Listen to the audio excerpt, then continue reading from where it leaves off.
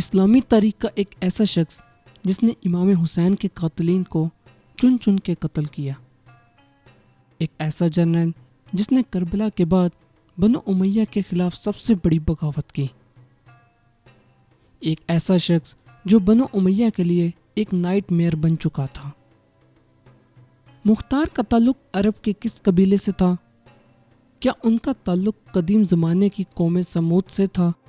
کیا مختار کا کوئی تعلق ان لوگوں سے تھا جنہوں نے طائف کے سفر پر نبی پاک صلی اللہ علیہ وسلم پر پتھر برسائے؟ کیا مختار نے اپنی زندگی میں کبھی نبوت کا دعویٰ کیا تھا؟ آج کی اس ویڈیو میں ہم مختار الثقفی کا شجرہ نسب دیکھیں گے۔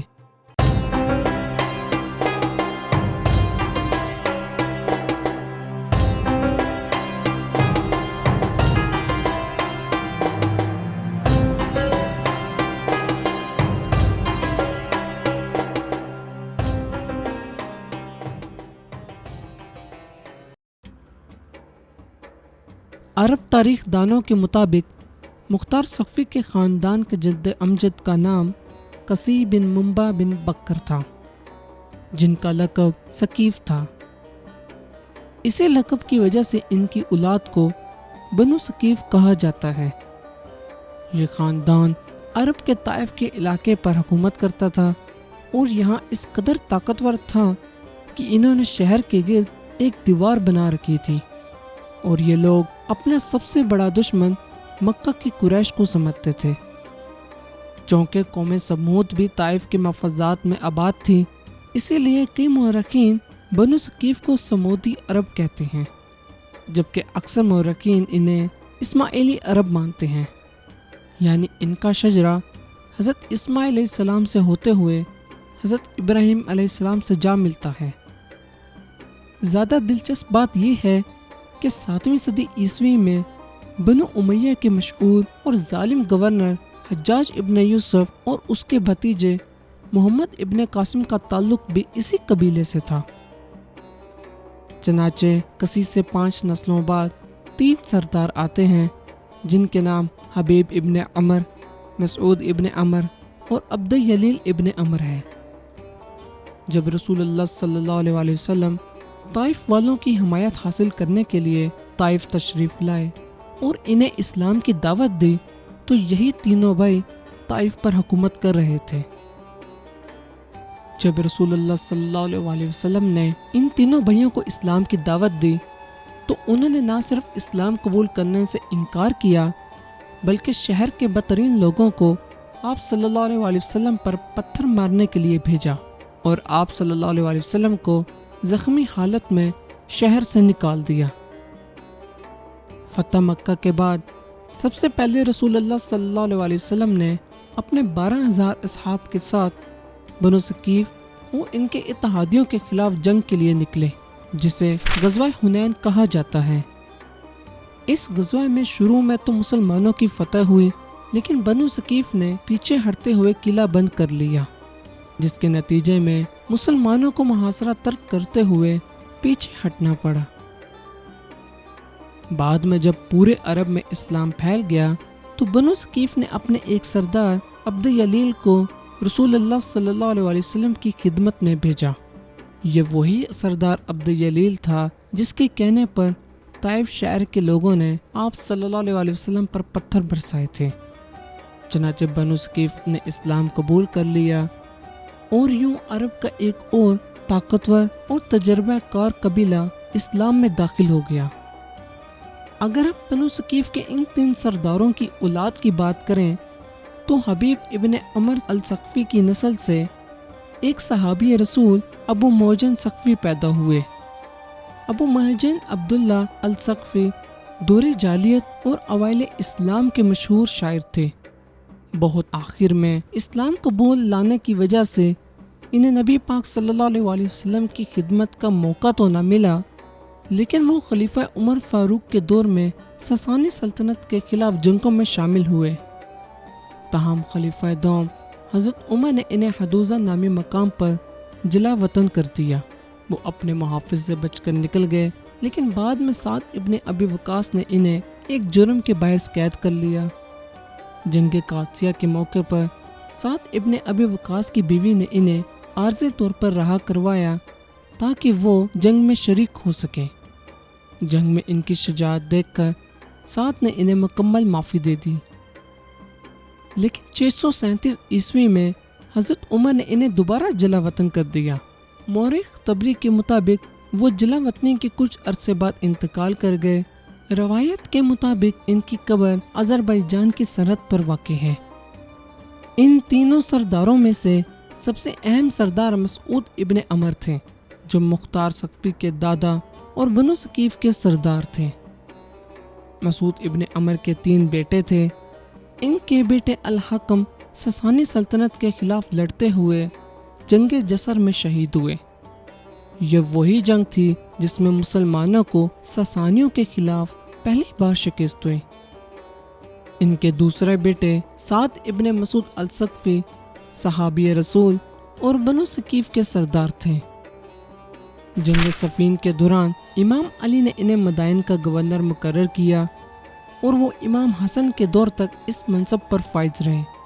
جب امام حسن پر مدائن کے مقام ثبات پر قاتلانہ حملہ ہوا تو سعد ابن مسعود نے امام حسن کی حفاظت کی ذمہ داری سنبھال لی اور انہیں اپنے گھر میں رکھا یہاں تک کہ مکمل صحت یاب ہو گئے۔ مسعود کے سب سے اہم بیٹے ابو عبید الثقفی تھے۔ وہ مختار ثقفی کے والد اور رسول اللہ صلی اللہ علیہ وسلم کے صحابی تھے۔ حضرت عمر ابن الخطاب نے انہیں عراق کا والی مقرر کر رکھا تھا۔ ابو عبید الثقفی کو خلیفہ عمر نے ساسانیوں کے خلاف جنگ کے لیے مقرر کیا۔ انہوں نے اپنے قبیلے بنو ثقیف کے 1000 افراد کے ساتھ عراق کی طرف پیش قدمی کی اور المثنہ سے کمان سنبھالی۔ مسلمانوں اور ساسانیوں کے درمیان بابل کے قریب دریائے فرات پر مشہور جنگ لڑی گئی، جسے جنگ جسر یا بیٹل آف برج بھی کہا جاتا ہے۔ اسی جنگ میں ساسانیوں کے ایک سفید ہاتھی نے اپنی سونڈ سے ابو عبید کو گھوڑے سے نیچے کھینچا اور اپنے پیروں سے روند کر شہید کر دیا۔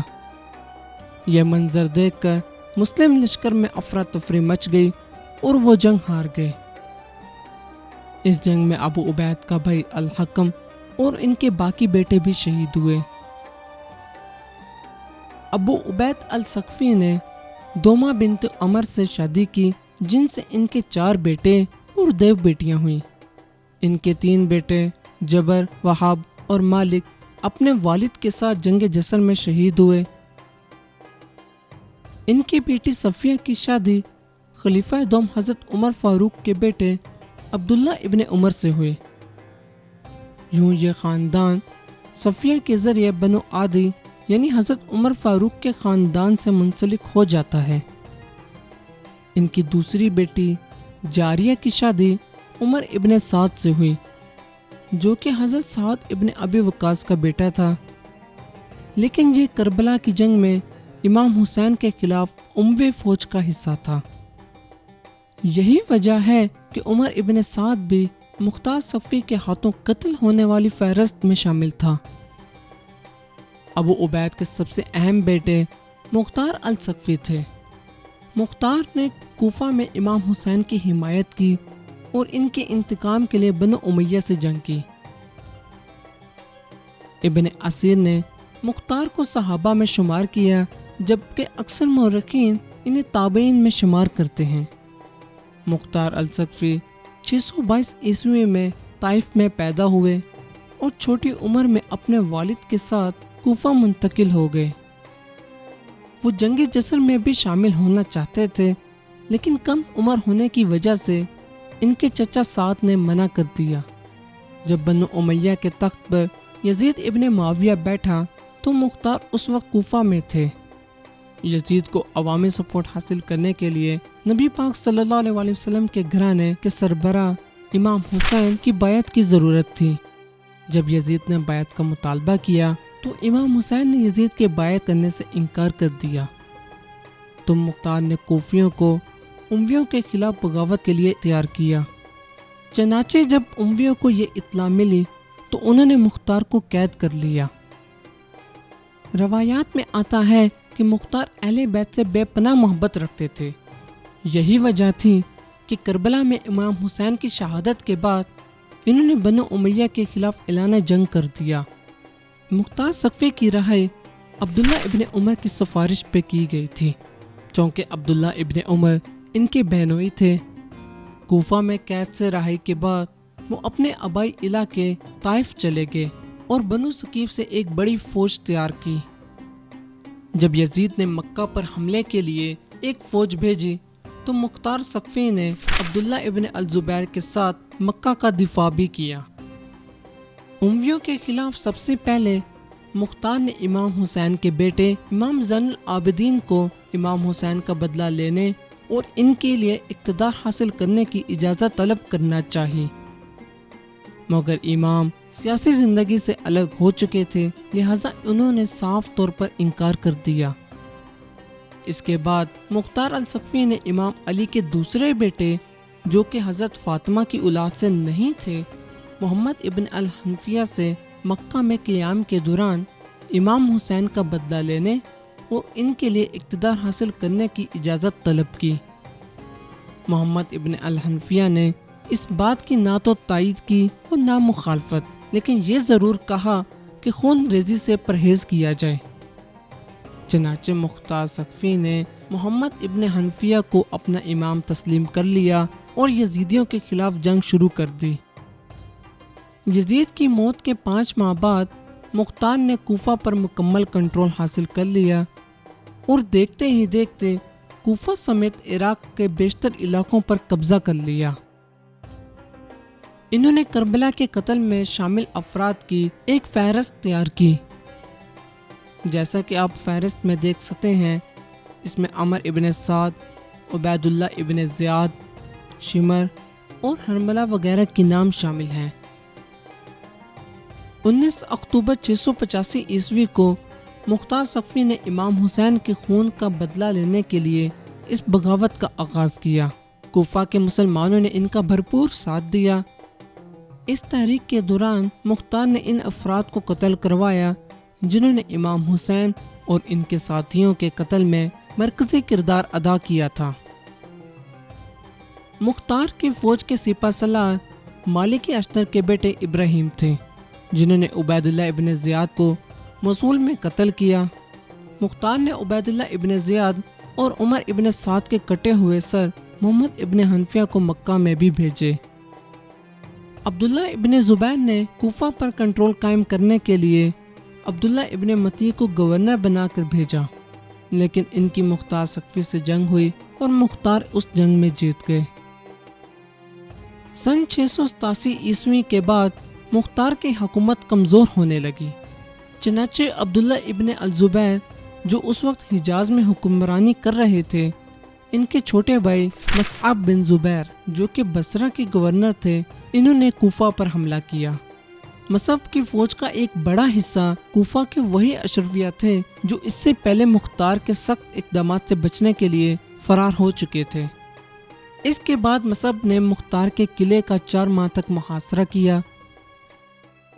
4 ماہ کے طویل محاصرے کے بعد مختار اپنے قلعے سے صرف 19 ساتھیوں کے ساتھ باہر نکلے اور زبیری فوج سے لڑتے ہوئے 13 اپریل 687 اور اسلامی تاریخ کے مطابق 14 رمضان 67 ہجری کو شہید ہو گئے۔